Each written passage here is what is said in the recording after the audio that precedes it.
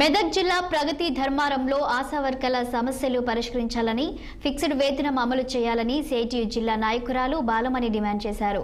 మెదక్ జిల్లా రామాయంపేట మండలం ప్రగతి ధర్మారంలో ప్రాథమిక ఆరోగ్య కేంద్రంలో ఆశా వర్కర్ల సమస్యలపై ప్రాథమిక ఆరోగ్య కేంద్రం అధికారులకు వినతి పత్రం సమర్పించారు. కనీస వేతనం అమలు చేయాలని, ఆశా వర్కర్లపై వేధింపులు ఆపాలని, ఈఎస్ఐ పిఎఫ్ సౌకర్యం కల్పించాలని ఆమె డిమాండ్ చేశారు.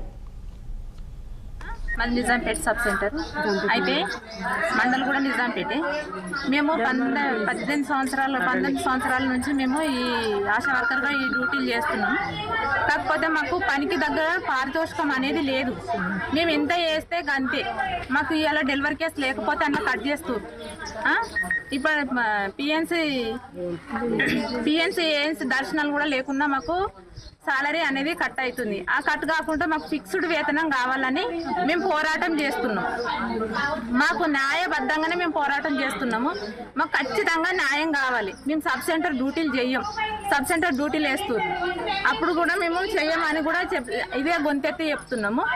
అదే మాకు ఫాలో కావాలని మేము అనుకుంటున్నాము. మళ్ళీ వచ్చేసి పోయిన సంవత్సరము లెప్రసీ సర్వే చేసినాం. లెప్రసీ సర్వే చేస్తే ఆ డబ్బులు కూడా రాలేదు, ఇంతవరకు రాలేవు మాకు. కానీ మళ్ళీ ఇప్పుడు కూడా ఈ సర్వే చేయమని చెప్తున్నారు ఖచ్చితంగా.